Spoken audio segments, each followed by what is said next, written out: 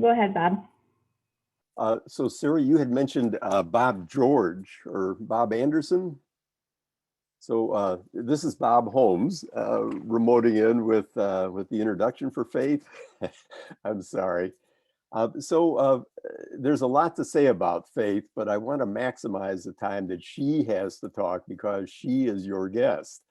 And so I do want to tell you, though, that she is a four-time marathoner in the Boston Marathon and recently biked across Michigan. And it was not the easy bike ride across Michigan that we're used to up here. It started in southern Michigan and went all the way to Port Huron. So we have a great athlete with us, and she has needed every bit of that athletic as well as mental strength during the pandemic, because as you can imagine, with social service organizations, it's been a very, very tough year. So a little bit about Faith. This is her second visit to Bayview. And as you know, Bayview has had a tradition of having very fine ministers from across the country. And those of us in the Detroit area feel that Faith is certainly one of those. To add to her further accomplishments, this is her second time back in Bayview. The first time she talked about tiny homes, and there is now, courtesy of I think some of you and other people in Harbor Springs and the Petoskey area, and certainly in Bayview, there is a Bayview tiny home that has been built within the last couple of years, where a grandmother and her young granddaughter are now living. The community was very generous, and Faith walked home, maybe biked home or drove home with a $60,000 in contributions. So it was a wonderful time, not only for her, but for Cass Community Social Services. From some very, very generous people with gifts from $30 on up that she took home with her. So one of the things that we wanted to say first was thank you so much to all of you. So Faith is a Phi Beta Kappa graduate from Albion College, a Master's Divinity from Boston University, and a Master of Public Administration from the University of Michigan, Dearborn. And she is a distinguished alum, holds a Distinguished Alum Award from each of those institutions. She's been a minister at the Cass Community United Methodist Church since 1994. And in 2002, she founded Cass Community Social Services. And over the 19 years that she has been there, the program has grown to have a budget of $7 million and very low administrative costs because Faith likes to focus as much money as possible on the people who need it the most. So in a typical year, in closing, Cass has 7,000 volunteers, and during the pandemic, it essentially went to zero. And so tremendous strains on the staff at Cass. But the message I want to leave you with is that we have church and civic groups from all over the country, from thousands of miles away, who come to spend volunteer time at Cass. And so this is an open invitation to all of you, your church groups, Rotary, civic groups. Come and spend some time with us at Cass. There's a lot to learn in the city of Detroit. Faith is a very fine teacher, and there's lots of work to do. We've got a lot of catch-up work to do after the pandemic. You're all invited, especially any of those of you with hardware store experience who are handy, and come on down. We'll welcome you with open arms. So Dave, that's a particular invitation for you, as you may have noticed. So thank you for having us.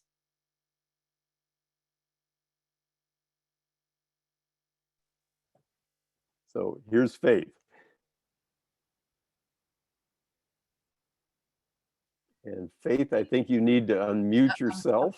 I'm good. Thank you so much, Bob. That was wonderful. And thank you, Sarah, for including me, and all of you for coming at this time of the morning. It's a delight to be back up in this part of the state again, where the people are nice and the houses are beautiful, and obviously the water is wonderful. In case you don't know anything about Cass, we really started during the Great Depression as a part of Cass Methodist Church in the Cass corridor in Detroit, with a soup kitchen food program that has continued to this day and serves about 700,000 meals a year. We work with the homeless. We house 300 homeless men, women, and children a night, unless you're in the pandemic, and then we serve many more a night, because you just need to take people in. We run 2 free medical clinics and a day program for 120 developmentally disabled adults. And we offer both vocational training and jobs to unemployed people to the tune of about 85 folks. Although during the pandemic, that's been changed dramatically. When I asked Bob and a couple others what I should talk about today, they said tiny homes. That's what people want to hear from me. So if you've heard me before, or you've seen the PowerPoint before, go get a bagel. And but otherwise, I thought that would get me through the 15 minutes rather well and keep me on track. So I'm going to attempt to show you a presentation that will explain the program to you. Can you see it yet? Bob is shaking his head yes. Okay, so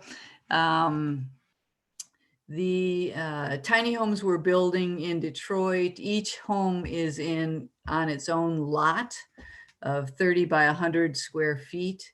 Our initial goal was to build 25 of them, each of them different inside and outside, because poor people tend to live in affordable housing that's identical and ugly. And I wanted the houses to inspire them to have pride in where they lived.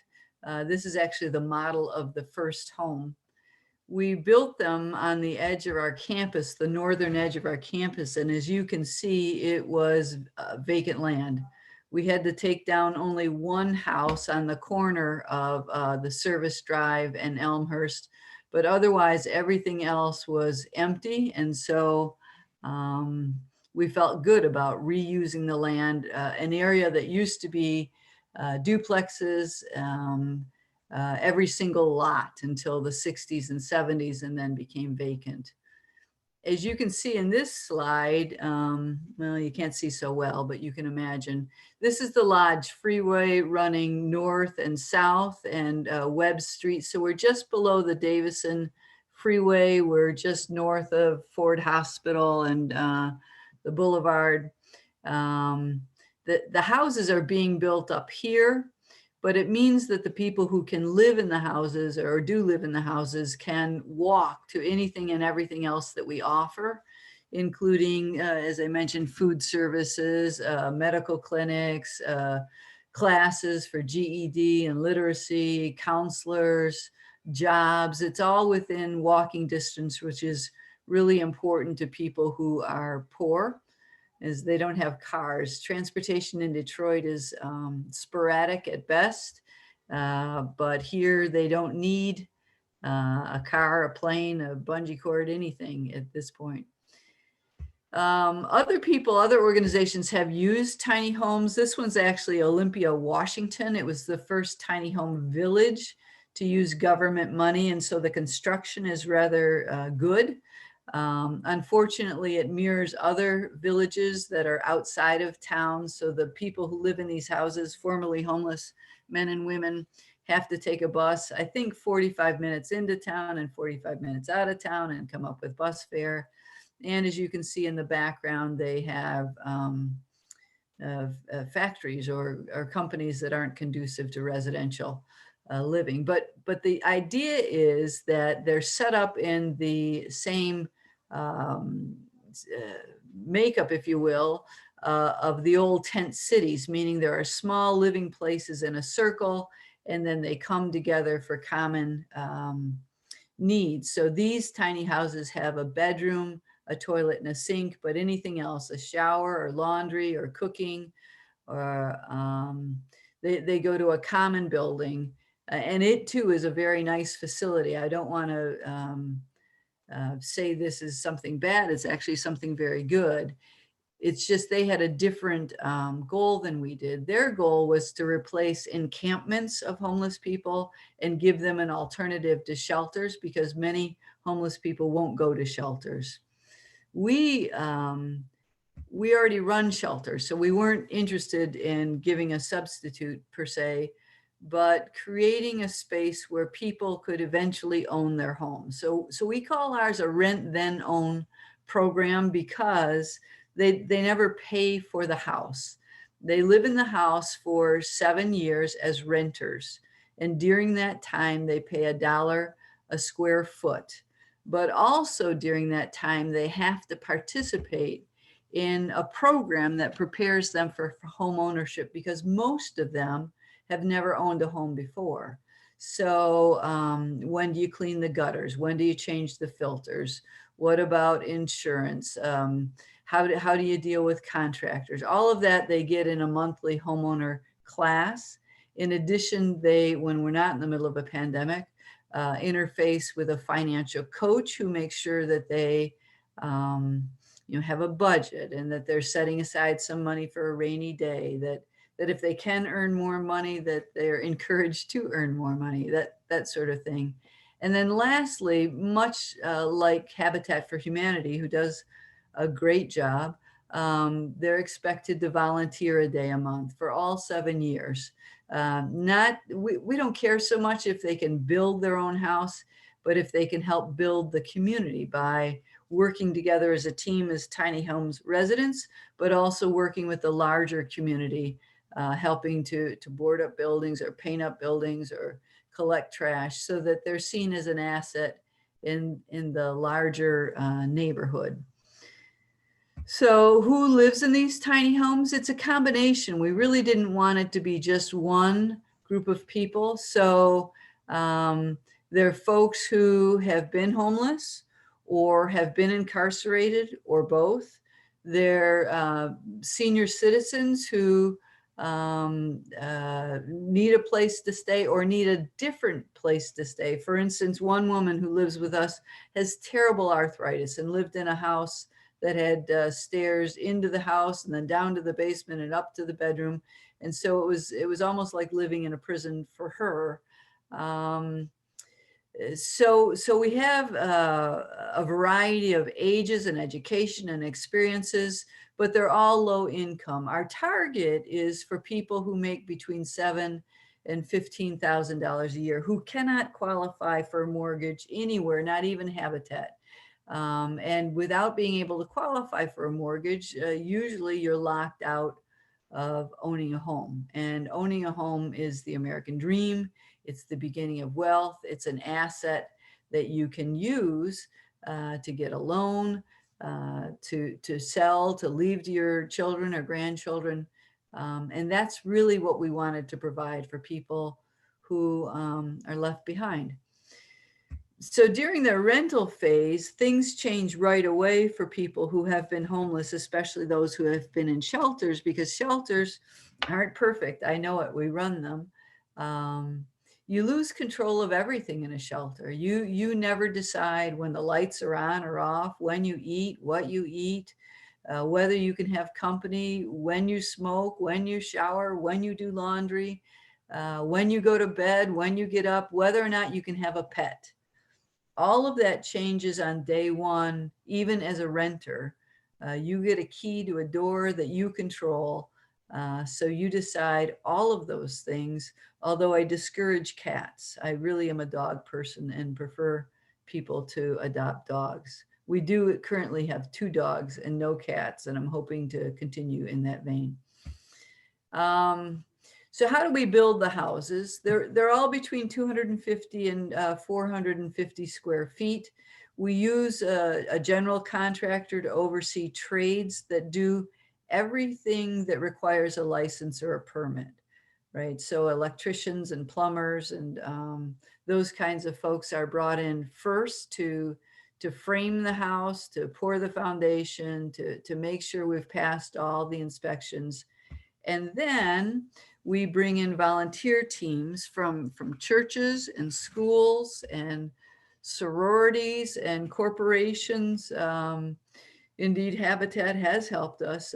Habitat in Detroit was closed for a while, and so we were lucky enough to get many of their skilled volunteers, and they do drywall, flooring, painting, cabinets, countertops, landscaping, which saves us a ton of money, but also spreads the word about what we're doing, and creates networking opportunities for us so that the house on the right, I loved it. As I say, each house is different. I saw this picture online of this Victorian, which isn't quite as large as the ones you see in Bayview, but it's cute nonetheless. And I said to our staff person, find me the blueprints. Well, there were no blueprints.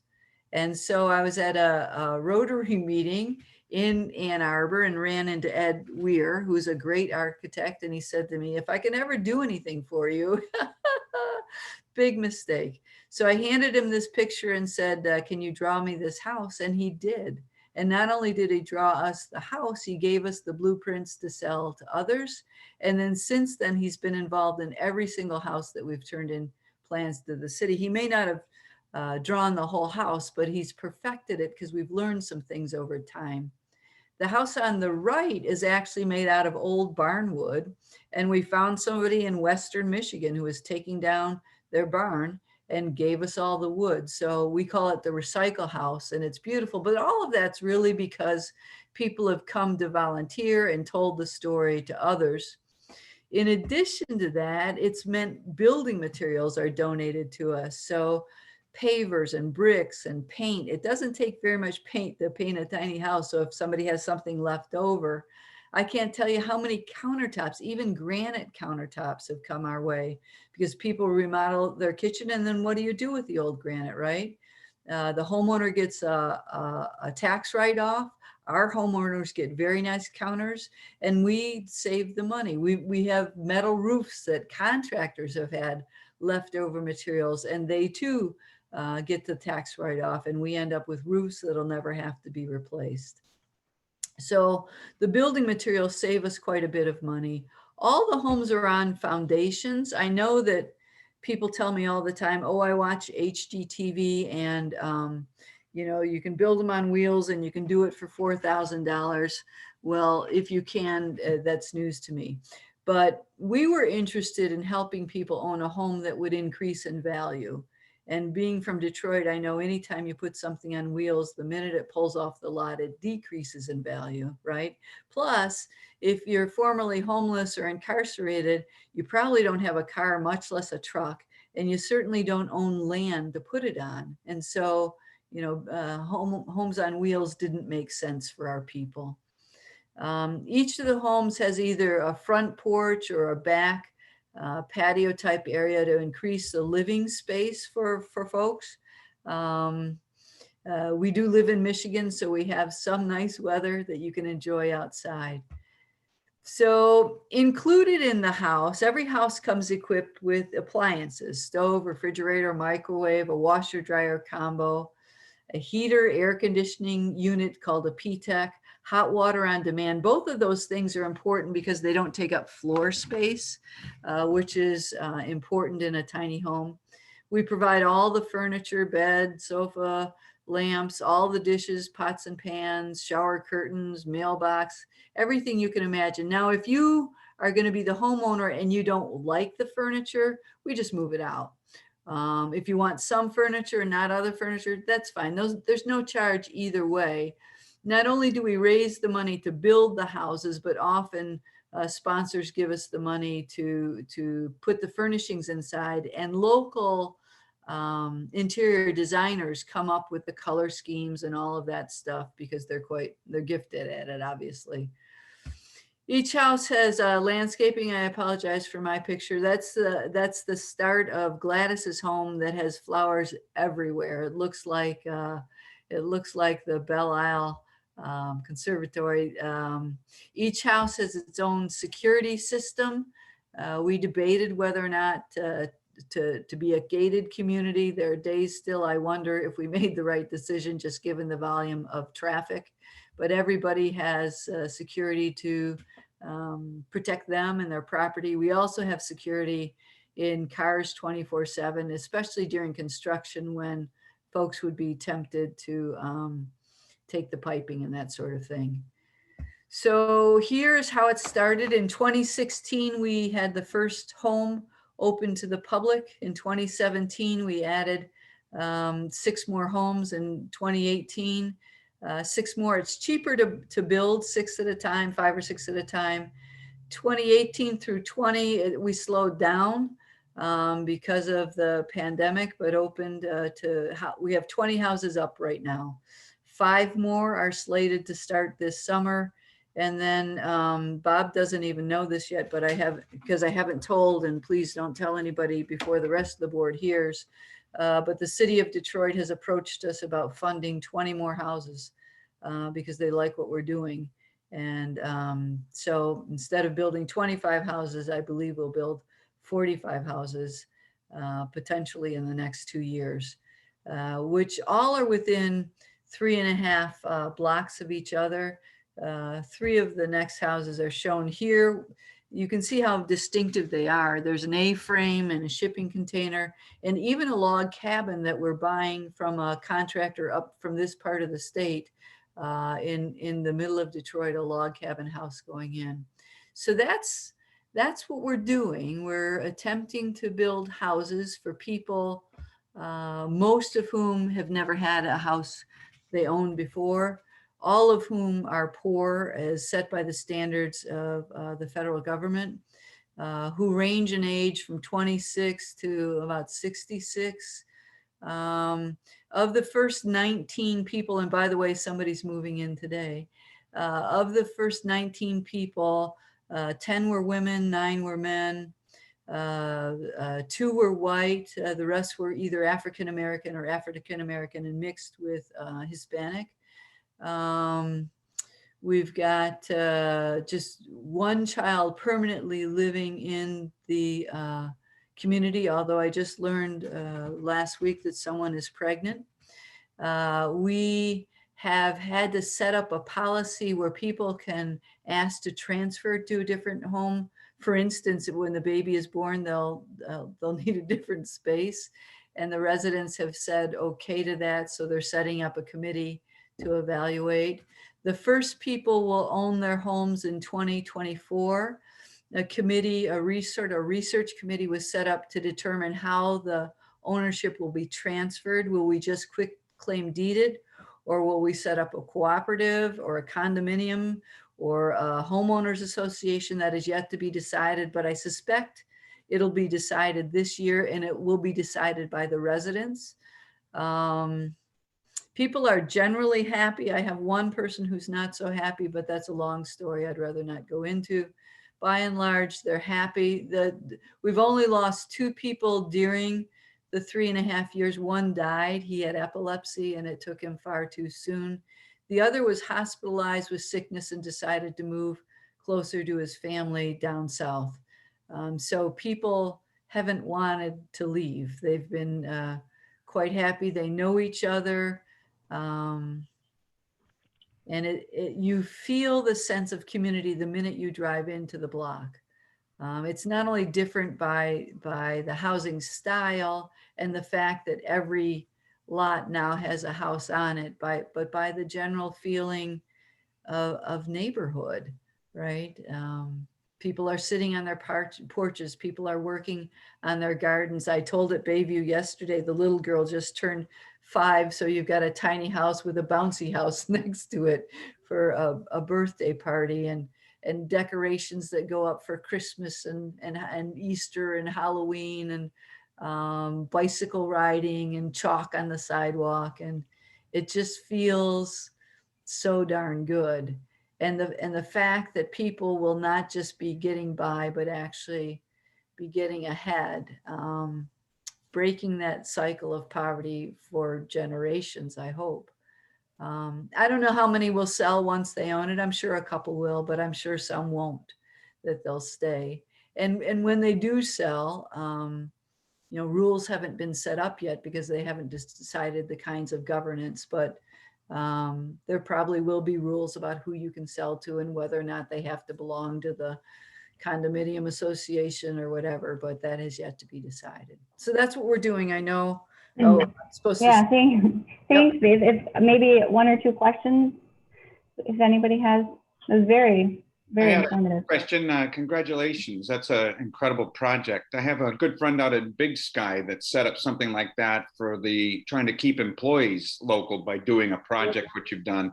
Yeah. And concern was what you said before is if they own it, they weren't allowed to flip it, so to speak, so they could start jacking up the prices because obviously, home ownership is getting so expensive. So they tried to figure out what you described as a cooperative to try to make sure that there was a limit on how much appreciation could be charged, so to speak, to help guide what you were worried about is keeping those homes in the hands of the people that need it the most. Yeah, so thank you. They'll get to set up the rules. So very poor people, that I'm suspecting that the houses will sell for $60,000 or $70,000, which in Detroit is a lot of money, by the way. You can buy a house in Detroit for 20 or 30 usually, but because of the quality of the neighborhood and the quality of the homes, I believe that's what they'll sell for. So very poor people will probably be locked out of the next round when they sell. I don't see this area as being gentrified. The area the church is in what was the Cass Corridor is now Midtown and is gentrified, where big developers came in and bought up everything. I don't see that happening in our neighborhood at this point. It may happen eventually. I do think that a little diversity of economic situation would be good. And I do think that most of the people living in the homes will stay at this point. But we'll see. It's an experiment, right? Nobody's ever done it. We were the first organization in the country to link affordable housing and home ownership in this way. Very good. Faith, can I ask you, what is your build-out potential for your project down there? So unfortunately, I think if we do 40 or 50 homes, that's the max we can do in that area because speculators have started to buy up properties around us.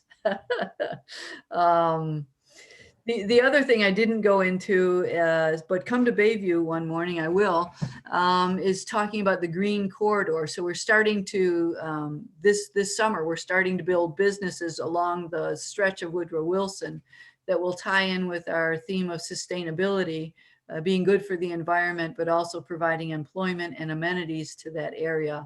And that too is starting to be hampered by people who see we've got a good thing going. We've had 90 million views online. So people come from all over to try and replicate it or imitate it or to find out, how to do it. So that's good news, but it means that people are, one person bought a piece of property from the land bank for $5,000 and now wants $180,000 for it. So that kind of robbery. We're not willing to pay it, just so you know.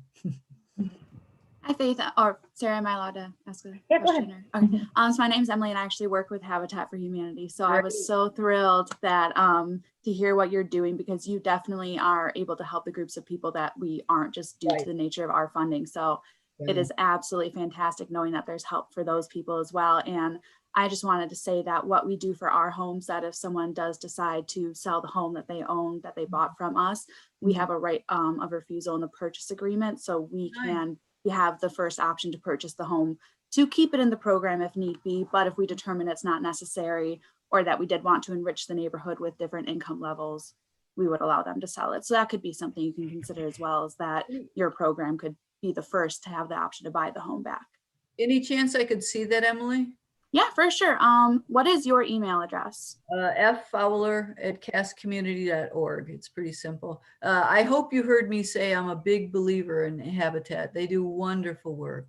It's just they weren't hitting our low income range, but Yeah. I am a firm believer, have worked on builds and have supported financially and will continue to do so because you do great stuff. Yeah, I think it's definitely like the nature of both of the programs. They could definitely cooperate in the same community together. Absolutely. And yeah, that's what I love about it. And the Detroit office, I believe, is back up running. They had a snag for a minute, but I think they're up and running again, and we're supportive of each other. Now, Faith, will you be at this meeting today at 2? I hope so. I have a lunch date with somebody, and I'm hoping to talk quickly to them. Okay. Well, great. Thank you so much for your time, and that's a very cool project. Thank you. Looking forward to learning even more. So thank you. All right.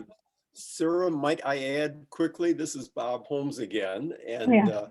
Faith is lecturing in Bayview at 10 o'clock this morning about other aspects of CAS, and we'll also be lecturing on Wednesday and Thursday mornings at 10 o'clock.